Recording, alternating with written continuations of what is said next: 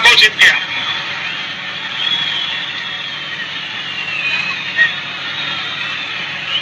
₹80,000 करोड़ रुपए का पैकेज हमने तय किया है कि कालखंड में 100 लाख करोड़ रुपया 100 लाख करोड़ रुपया आधुनिक इंफ्रास्ट्रक्चर के लिए लगाए जाएंगे, जिसे रोजगार भी मिलेगा। खड़ा हो तब मैं आज बिहार के पैकेज की घोषणा यहीं से करना चाहता हूं।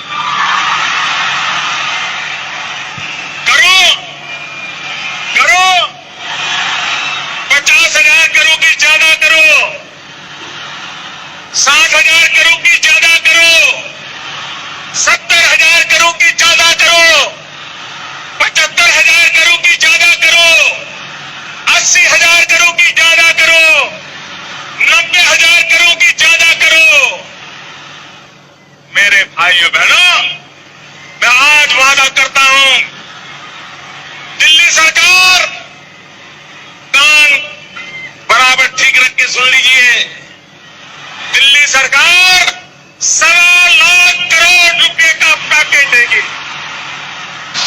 हर संकट के समय एक पैकेज घोषित करने की फैशन हो गई। भाई आपको कुछ मिलता है क्या? इतने पैकेज आते हैं, मिला है कुछ? आपको मिला है कुछ? ये जो पैकेज घोषित करते हैं ना, और जो कुछ देते नहीं है, अब उनको पैक कर करके भेजने का समय आ गया। तो आपने देखा कि प्रधानमंत्री जी के बड़े बड़े दावे, उन्होंने 80,000 करोड़ रुपए का पैकेज जम्मू कश्मीर के लिए घोषित किया था, 1 लाख करोड़ रुपए का पैकेज आधुनिक इंफ्रास्ट्रक्चर डेवलप करने के लिए घोषित किया था, 1,25,000 करोड़ का पैकेज बिहार के लिए घोषित किया था। और इसके साथ साथ उन्होंने ये भी कहा कि ऐसे संकट के समय में पैकेज घोषित किए जाते हैं। वो किसी दूसरी मीटिंग का संदर्भ लेते हुए उन्होंने बोला है, किसी संकट के समय में कैसे पैकेजों की घोषणा की जाती है। और आज की तारीख में इस कोरोना संकट के समय में भी एक डेटा, एक बड़ा फिगर देश के सामने रखा गया, 20 लाख करोड़ रुपए का पैकेज पूरे हिंदुस्तान को दे दिया गया। लेकिन क्या इसमें गरीबों के लिए कुछ मिला? क्या इस पैकेज की जमीनी कोई वास्तविकता या सच्चाई आपको दिखती है? इस पर बहुत चर्चा हो चुकी है, आप सारे लोग जानते हैं। लेकिन इसके अलावा भी मैं एक और बात इस कोरोना संकट के समय में जो बीजेपी का दावा था उसका सच आपके सामने रखना चाहूंगा। और वो सच ये है कि बीजेपी ने यह आह्वान किया था कि पूरे देश में 1 करोड़ कार्यकर्ता, पहली बात तो आप ये जान लीजिए कि बीजेपी की जो मेंबरशिप है पूरे देश में वो 180 मिलियन यानी करीब करीब 18 करोड़ सदस्य बीजेपी के हैं। बीजेपी अपने आप को पूरे दुनिया की सबसे बड़ी पार्टी होने का दावा करती है। तो 180 मिलियन बीजेपी के मेंबर हैं, ये देख लीजिए, आप गूगल पे जाएंगे आपको पता चल जाएगा। और 180 मिलियन का मतलब 18 करोड़ सदस्य बीजेपी के हैं। अब आगे आते हैं। अब इन 18 करोड़ सदस्यों को उन्होंने आह्वान नहीं किया, इनमें से सिर्फ 1 करोड़ को किया। अगर 18 करोड़ को करते तो शायद परिस्थितियां आज बिल्कुल अलग हो जाती, शायद 90 करोड़ लोगों को खाना खिलाने की बात हो जाती। लेकिन यह बीजेपी का दावा है कि 1 करोड़ कार्यकर्ता उनके 5 करोड़ लोगों को प्रतिदिन खाना खिलाएंगे। बीजेपी के 1 करोड़ कार्यकर्ता 5 लोगों को प्रतिदिन यानी 5 करोड़ लोगों को प्रतिदिन खाना खिलाएंगे। यह आह्वान भारतीय जनता पार्टी के नेताओं ने किया। और यह कब का किया हुआ आह्वान है, यह कब का ऐलान है? यह 26 मार्च का ऐलान है। 26 मार्च का ऐलान है। 26 मार्च से 5 करोड़ लोगों को प्रतिदिन बीजेपी खाना खिला रही है देश में, ऐसा दावा भारतीय जनता पार्टी के लोग कर रहे हैं। अब आप सोच लीजिए कि 26 मार्च से आज तक अगर आप इस संख्या को जोड़ेंगे तो करीब करीब भाजपा के दावों के मुताबिक 275 करोड़ थाली वो खाना खिला चुके हैं। 275 करोड़ थाली, आप समझ पा रहे हैं कितना बड़ा दावा है बीजेपी का? आपको कहीं दिखा देश में 5 करोड़ लोगों को बीजेपी खाना खिला रही प्रतिदिन? आपको कहीं दिखा कि 275 करोड़ थाली खाना अब तक बीजेपी पूरे देश में खिला चुकी है? आपको कहीं ये बातें दिखी? और 18 करोड़ उनके मेंबर हैं।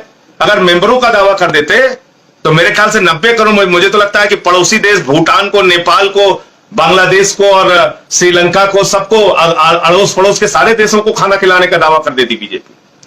लेकिन चलो अच्छा है कि उन्होंने 1 करोड़ लोगों का दावा किया था। इस तरह का झूठ भारतीय जनता पार्टी क्यों बोलती है?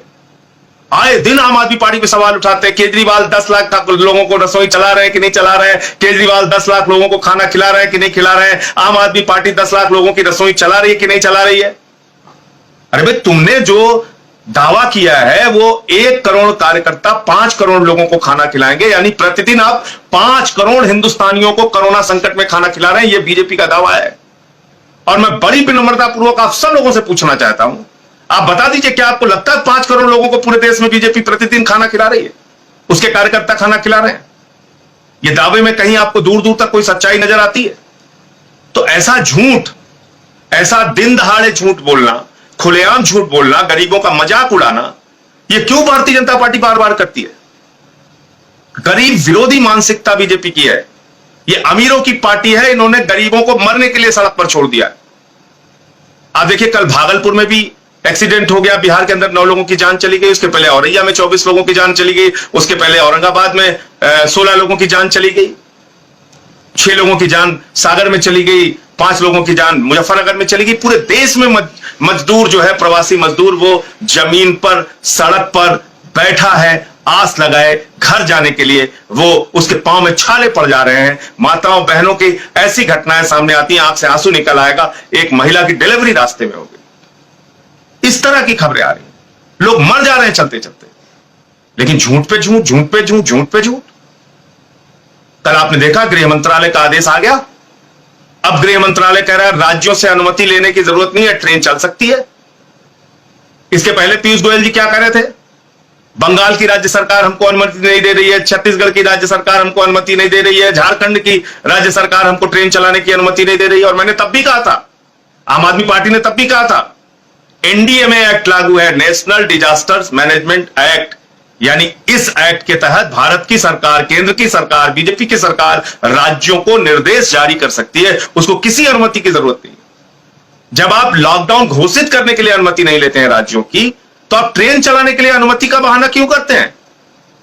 क्यों बार बार अनुमति का एक बहाना लेकर झूठ बोलते हैं देश के लोगों के साथ?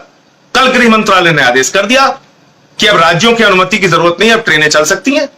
इसका मतलब इन 10 दिनों तक आप जानबूझकर इन गरीब लोगों को सड़क पर मरने के लिए मजबूर किया आपने। तो यह है बीजेपी की सच्चाई, यह है बीजेपी की असलियत, यह है बीजेपी का असली चेहरा इस महामारी के, इस संकट के।